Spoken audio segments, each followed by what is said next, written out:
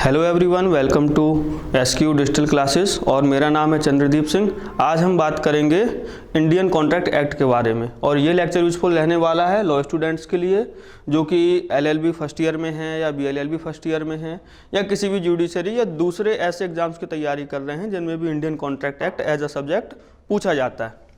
तो आज हम बेसिकली बात करेंगे इंडियन कॉन्ट्रैक्ट एक्ट के बारे में कि कॉन्ट्रैक्ट है क्या। इंडियन कॉन्ट्रैक्ट एक्ट 1872 ये एक्ट है जो आपका 1872 का एक्ट है और ये जो हमारी क्लास रहेगी ये क्लास रहेगी कॉन्ट्रैक्ट के बारे में, कॉन्ट्रैक्ट है क्या।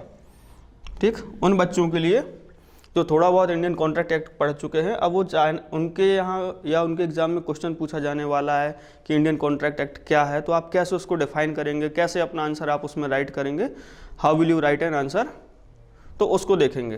तो अगर हम कॉन्ट्रैक्ट एक्ट की बात करें तो जब हम इंडियन कॉन्ट्रैक्ट एक्ट में देखते हैं तो इंडियन कॉन्ट्रैक्ट एक्ट में एक डेफिनेशन दी गई है। कॉन्ट्रैक्ट की क्या डेफिनेशन दी गई है? कॉन्ट्रैक्ट को कुछ इस तरह से डिफाइन किया गया है, an agreement enforceable by law, an agreement enforceable by law। ठीक, तो ये हमारे इंडियन कॉन्ट्रैक्ट एक्ट में इस तरह कॉन्ट्रैक्ट को डिफाइन किया गया और ये डिफाइन किया गया सेक्शन 2H में। तो चलो हमने देख लिया, हिंदी में इसको क्या बोलते हैं? विधि द्वारा प्रवर्तनीय करार, विधि द्वारा प्रवर्तनीय करार संविदा है।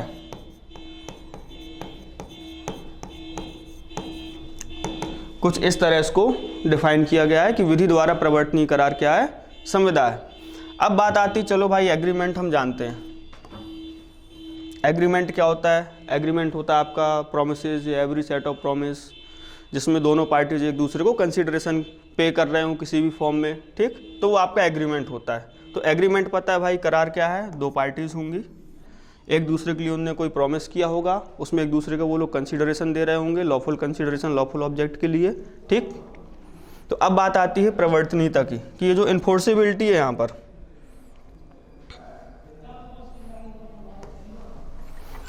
जो इन्फोर्सेबिलिटी की बात की गई है।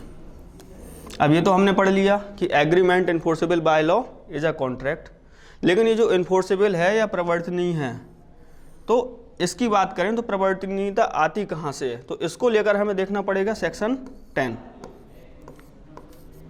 इंडियन कॉन्ट्रैक्ट एक्ट का। सेक्शन 10 डिफाइन करेगा कि कौन सा करार आपका प्रवर्तनीय है और विच एग्रीमेंट्स आर इन्फोर्सेबल। तो हम सेक्शन 10 में जाएंगे तो सेक्शन 10 प्रवर्तनीयता को कैसे डिफाइन करेगा? अब वो कुछ इस तरह बता रहा है इन्फोर्सेबिलिटी को कि all agreements are contracts,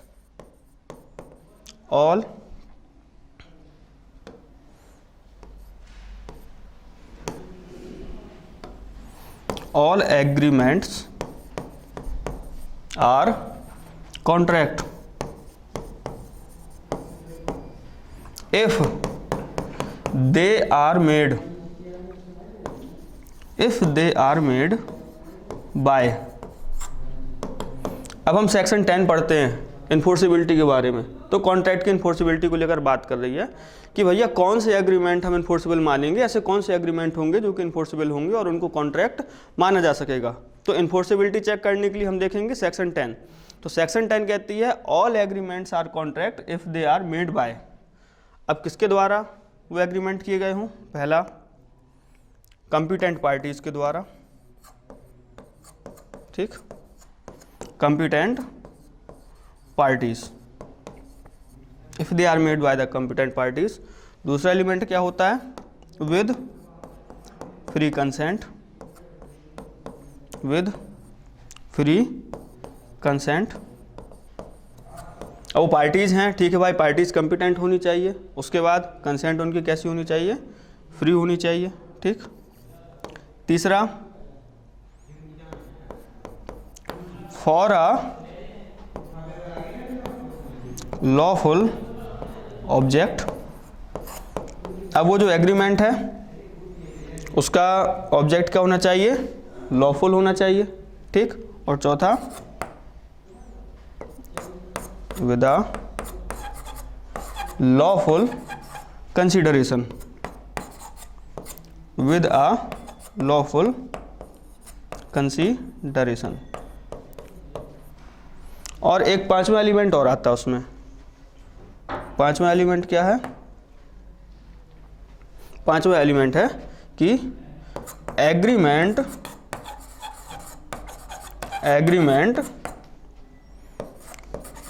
should not be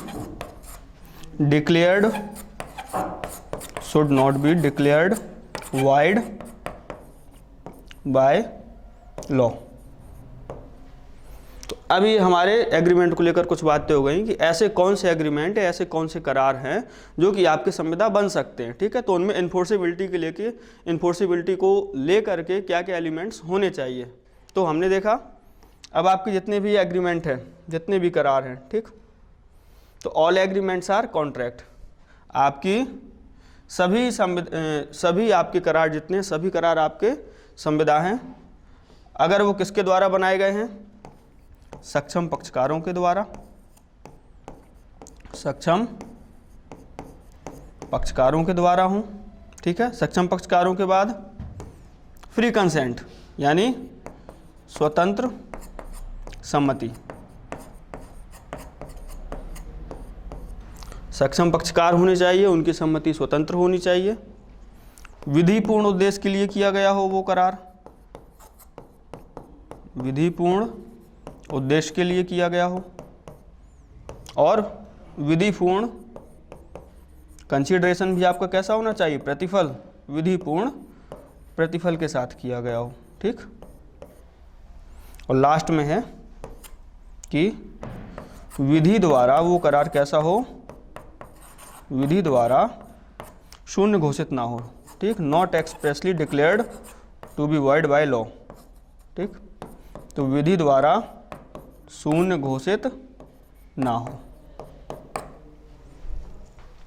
तो ये हमारे एलिमेंट हो गए इन्फोर्सिबिलिटी को लेकर कि किसी एग्रीमेंट को अगर इन्फोर्सेबल होना है, प्रवर्तनीय होना है, उसको किसी एग्रीमेंट को, करार को जाकर के कोई संविदा बनना है या एग्रीमेंट को हम कॉन्ट्रैक्ट बनाना चाहिए, तो उसके लिए एसेंशियल एलिमेंट्स क्या हो जाएंगे, पहला कॉम्पिटेंट पार्टीज हों, ठीक है, सक्षम पक्षकार होने चाहिए, उनकी कंसेंट फ्री होना चाहिए, उन पक्षकारों की आपस में जो सम्मति है स्वतंत्र सम्मति होनी चाहिए, ठीक। तीसरा, उनका कॉन्ट्रैक्ट करने का उद्देश्य है वो विधिपूर्ण होना चाहिए, उसमें जो प्रतिफल दिया जा रहा है वो भी विधिपूर्ण होना चाहिए, और वो एग्रीमेंट विधि के द्वारा शून्य घोषित ना हो, एक्सप्रेसली डिक्लेयर्ड वॉइड ना हो, ठीक।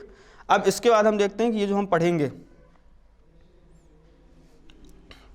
कि आपका सक्षम पक्षकार को लेकर के कहाँ पे हमें देखना है, तो इसमें आपकी सेक्शन 11 और 12, सेक्शन 11 और 12 बात करती है कॉम्पिटेंट पार्टीज के बारे में, ठीक।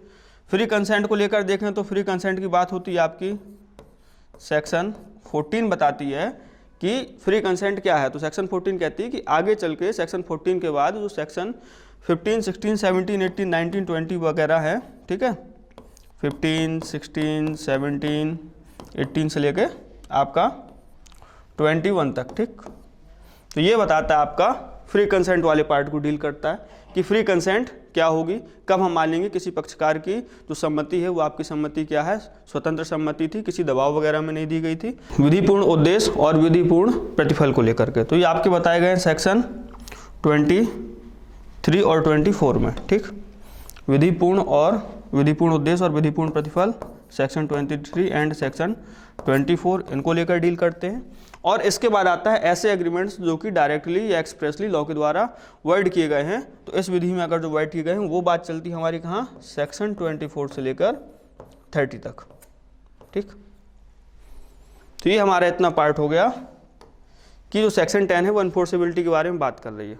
अब बात करते हैं एक एक एलिमेंट की कि जो कॉम्पिटेंट पार्टीज हैं, तो कॉम्पिटेंट पार्टीज क्या होंगी, ठीक। तो जब हम बात करें कॉम्पिटेंट पार्टी की,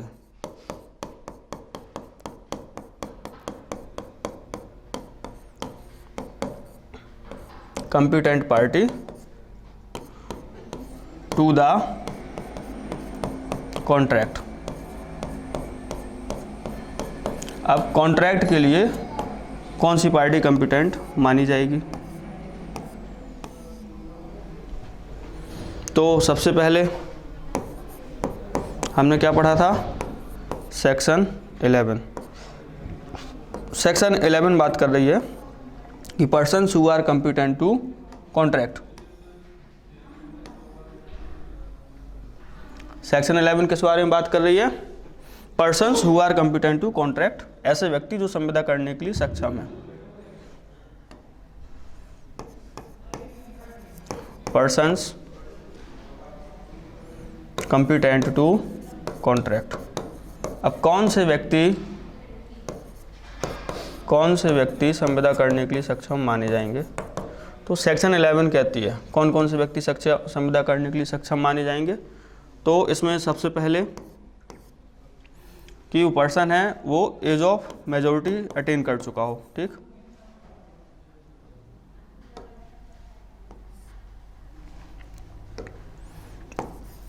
एज ऑफ मेजोरिटी अटेन कर चुका हो।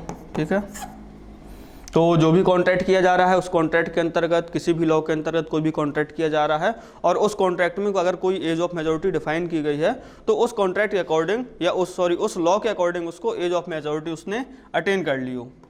दूसरा, वो व्यक्ति कैसा होना चाहिए? साउंड माइंड का होना चाहिए। और तीसरा, वो व्यक्ति नॉट डिस्क्वालीफाइड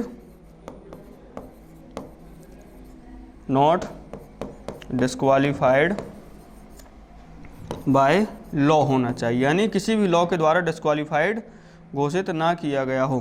ठीक, नॉट डिस्क्वालीफाइड बाय लॉ किस चीज़ के लिए? To contract. लॉ के द्वारा डिस्क्वालीफाई ना घोषित किया गया हो कॉन्ट्रैक्ट करने के लिए। तो एज ऑफ मेजोरिटी यानी प्राप्त वय आयु का हो चुका हो। ठीक है, तो जिस भी विधि के अधीन कोई संविदा की जा रही है तो उस विधि के अधीन जो भी प्राप्त वय आयु है वो उस आयु को प्राप्त कर चुका हो। ठीक है, प्राप्त वय आयु का हो।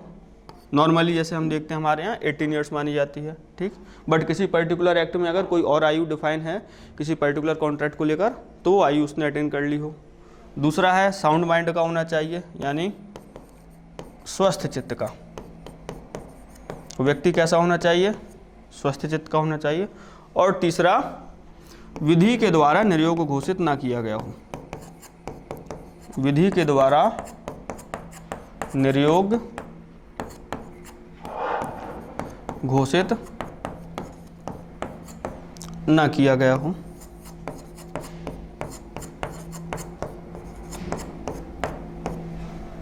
तो ये हो गए हमारे पर्सन्स कंपिटेंट टू कॉन्ट्रैक्ट, यानी कौन व्यक्ति, ऐसे व्यक्ति जो कॉन्ट्रैक्ट करने के लिए सक्षम है, संविदा करने के लिए सक्षम माने जाएंगे।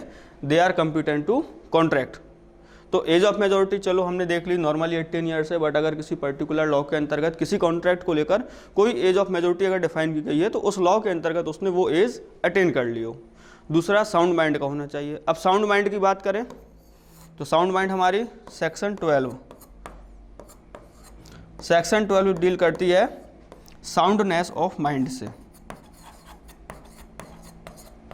साउंडनेस ऑफ माइंड यानी स्वस्थ चित्ता से, कि वो व्यक्ति है जो वो कैसा होना चाहिए? स्वस्थ चित्त होना चाहिए। ठीक, तो सेक्शन 12 डील कर रही है साउंडनेस ऑफ माइंड से। जब हम सेक्शन 12 की बात करते हैं साउंडनेस ऑफ माइंड की, तो अब किसी व्यक्ति को स्वस्थ चित्त का कब माना जाएगा? किसी व्यक्ति को स्वस्थ चित्त का कब माना जाएगा?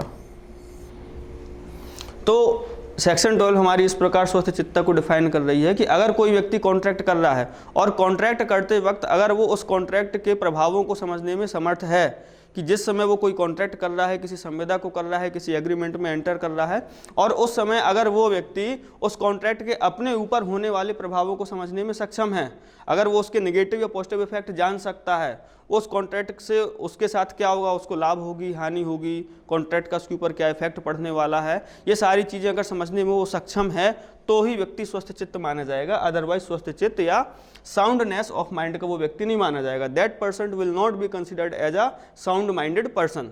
तो ये हमारी सेक्शन 12 कह रही है।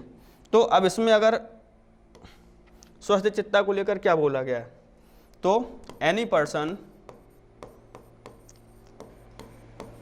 at the time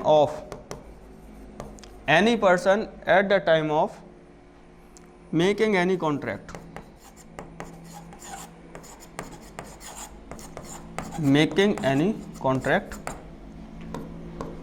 if that person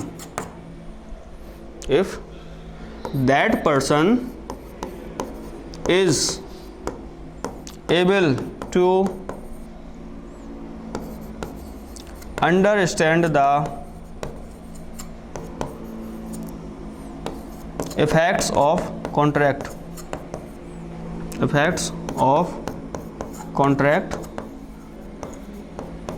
is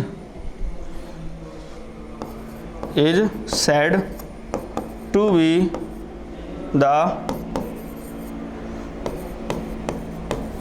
sound-minded person। तो सेक्शन 12 साउंडनेस ऑफ माइंड को कुछ इस तरीके से समझाती है। कोई व्यक्ति अगर कोई कॉन्ट्रैक्ट वो बना रहा है, किसी कॉन्ट्रैक्ट में एंटर कर रहा है, और उस समय वो व्यक्ति अगर उस कॉन्ट्रैक्ट के अपने ऊपर पड़ने वाले प्रभावों को समझने में सक्षम है, तो वो व्यक्ति कैसा माना जाएगा, साउंड माइंडेड पर्सन माना जाएगा, स्वस्थ चित्त दिमाग वाला व्यक्ति वो माना जाएगा। अब स्वस्थ चित्ता को कौन कौन से जो आपके ऐसे कौन कौन से फैक्टर्स हैं जो स्वस्थ चित्ता को इफेक्ट कर सकते हैं, ठीक। अब कौन कौन से फैक्टर हैं जो आपकी साउंडनेस ऑफ माइंड को इफेक्ट करेंगे। जैसे अब हम बोलें कि साउंड माइंड का कोई व्यक्ति है, ठीक, ये हो गया साउंड माइंड का व्यक्ति। तो अब कैसे प्रभावित होगा वो, हो सकता है वो इंटॉक्सिकेटेड हो। कैसा हो, इंटॉक्सिकेटेड, मत्तता की स्थिति में हो, नशे की स्थिति में हो। तो उस समय अगर वो कोई कॉन्ट्रैक्ट कर रहा है तो स्वाभाविक है कोई व्यक्ति अगर इंटॉक्सिकेटेड स्टेट में है, मत्तता की स्थिति में है, तो वो संविदा के द्वारा उसके ऊपर होने वाले प्रभावों को वो शायद समझने में सक्षम ना हो, ठीक। कोई व्यक्ति है इडियट है, ठीक, ल्यूनेटिक है, इंसेन है, ठीक। यानी जितने भी व्यक्ति कुछ भी ऐसे हैं, कोई पागल है, कोई मूर्ख है, कोई जड़ बुद्धि का है, ठीक है, कोई सनकी टाइप का है, तो या कोई इंटॉक्सिकेशन की स्टेट में है, तो ये सारे व्यक्ति क्या हैं, ये हमारे साउंडनेस ऑफ माइंड की स्टेज में नहीं आएंगे, ठीक। ये सारे व्यक्ति अनसाउंड माइंड के कहलाएंगे। अब इसके साथ ही सेक्शन 12 और किस तरीके से डिफाइन कर रही है साउंडनेस ऑफ माइंड को। इसमें यह भी बोला जा रहा है कि कोई व्यक्ति जो हो सकता है नॉर्मली साउंड माइंड का रहता हो, ठीक है, कोई व्यक्ति जो नॉर्मली आपका साउंड माइंड का रहता है, स्वस्थ चित्त का रहता है, बट वो कभी कभी अंतरालों में कैसा हो जाता है, वो अस्वस्थ चित्त का हो जाता है, वो अनसाउंड माइंड का हो जाता है। कोई व्यक्ति नॉर्मल साउंड माइंड का है, but at the time of making contract हो सकता है उसकी साउंडनेस ऑफ माइंड इफेक्ट हो गई हो, किसी बीमारी की वजह से हो गई हो इफेक्ट, किसी भी सदमे की वजह से हो गई हो, इंटॉक्सिकेशन स्टेट की वजह से हो गई हो, किसी भी तरीके से अगर उसकी साउंडनेस इफेक्ट हो चुकी है, तो वो व्यक्ति अगर उस समय संविदा करता है तो वहाँ पर वो अनसाउंड माइंड का व्यक्ति माना जाएगा, ठीक। और इसी तरह कोई व्यक्ति हमेशा नॉर्मली अनसाउंड माइंड का रहता है, बट बीच बीच में कभी कभार वो व्यक्ति कैसा होता है, सही हो जाता है, साउंड माइंड का हो जाता है। तो जब वो साउंड माइंड का है उस दौरान अगर वो कोई कॉन्ट्रैक्ट कर रहा है तो उस कॉन्ट्रैक्ट के लिए वो व्यक्ति कॉम्पिटेंट पर्सन माना जाएगा, उस कॉन्ट्रैक्ट के लिए वो व्यक्ति आपका क्या माना जाएगा, स्वस्थ चित्त का व्यक्ति माना जाएगा। ऐसा आपका सेक्शन 12 डिफाइन करती है, ठीक। तो इस साउंडनेस को लेकर बात हो गई। अब इसके बाद आते हैं हम, तो तीसरा एलिमेंट क्या था हमारा, तीसरा एलिमेंट था लॉफुल ऑब्जेक्ट। तीसरा एलिमेंट क्या था, तीसरा एलिमेंट था लॉफुल ऑब्जेक्ट। अगर आपने कोई करार किसी और ऐसे ऑब्जेक्ट के लिए किया है जो कि लॉफुल नहीं है, विधिपूर्ण नहीं है, आपके करार का उद्देश्य विधिपूर्ण नहीं है, तो वो करार आपका फिर संविदा नहीं बन पाएगा, ठीक है, संविदा बनने योग्य नहीं है। और वही चीज़ हमने क्या देखी थी, लॉफुल कंसीडरेशन। अगर आपने करार में, आपने एग्रीमेंट में जो कंसीडरेशन आप लोगों ने या पार्टीज में आपस में डिसाइड किया हुआ है और वो कंसीडरेशन आपका क्या है, लॉफुल नहीं है, विधिपूर्ण प्रतिफल नहीं है, आप अनलॉफुल कंसीडरेशन दे रहे हैं किसी व्यक्ति को, तो भी वो एग्रीमेंट आपका कॉन्ट्रैक्ट नहीं हो पाएगा, वो एज इन्फोर्सेबल नहीं है, इन्फोर्सेबल बाय लॉ नहीं माना जाएगा, ठीक। और जो पांचवा था, not expressly declared to be void. पांचवा क्या था, नॉट एक्सप्रेसली डिक्लेयर्ड वाइड। तो अब ऐसा कोई करार जो एक्सप्रेसली यानी प्रत्यक्षता ही आपका, ठीक है, प्रत्यक्षता ही शून्य घोषित किया गया है, किसके द्वारा, बाय लॉ, विधि के द्वारा ही एक्सप्रेस रूप से वाइड घोषित किया गया, शून्य घोषित किया गया है, तो स्वाभाविक है आपका कि ऐसा एग्रीमेंट क्या होगा, ऐसा एग्रीमेंट आपका कॉन्ट्रैक्ट नहीं बन पाएगा, वो कॉन्ट्रैक्ट होने के लिए इन्फोर्सेबल नहीं माना जाएगा। तो ये हमारी कुछ इन्फोर्सेबिलिटी को लेकर बातें हो गई थी कि किसी भी एग्रीमेंट को अगर कॉन्ट्रैक्ट बनना है या उसको कॉन्ट्रैक्ट के रूप में हमें इन्फोर्स कराना है तो क्या क्या एलिमेंट्स हमें देखने चाहिए। तो पहले एलिमेंट हमारा क्या था, पहले एलिमेंट था हमारा कि पार्टीज जो है, पार्टीज कैसी होनी चाहिए, कॉम्पिटेंट होनी चाहिए, ठीक है, उनकी कंसेंट फ्री होनी चाहिए। कंसेंट फ्री होने के बाद क्या था कि आपका लॉफुल ऑब्जेक्ट होना चाहिए, लॉफुल कंसीडरेशन होना चाहिए, और वो जो एग्रीमेंट है लॉ के द्वारा ही वाइड डिक्लेयर ना किया गया हो। तो अगर ये सारी चीज़ें एक साथ कंप्लीट होती हैं या एक साथ किसी एग्रीमेंट में आती हैं तो वही एग्रीमेंट आपका कॉन्ट्रैक्ट बनने के लिए या कॉन्ट्रैक्ट के रूप में इन्फोर्सेबल होने के लिए मान्य है, कॉम्पिटेंट है, अदरवाइज वो एग्रीमेंट इन्फोर्सेबल नहीं माना जाएगा और वो कॉन्ट्रैक्ट नहीं बन सकता है। तो ये आपका था कि कॉन्ट्रैक्ट को लेकर एक छोटा सा ओवरव्यू था कि अगर किसी को ये जानना हो कि कॉन्ट्रैक्ट कब इन्फोर्सेबल होता है, उसकी इन्फोर्सेबिलिटी के क्या एलिमेंट है, तो उसको हम कैसे इन्फोर्सेबल करा सकते हैं। तो इस तरीके से हम अपने आंसर को, इन्हीं एलिमेंट्स का यूज करके हम अपने आंसर को फ्रेम कर सकते हैं। Thank you.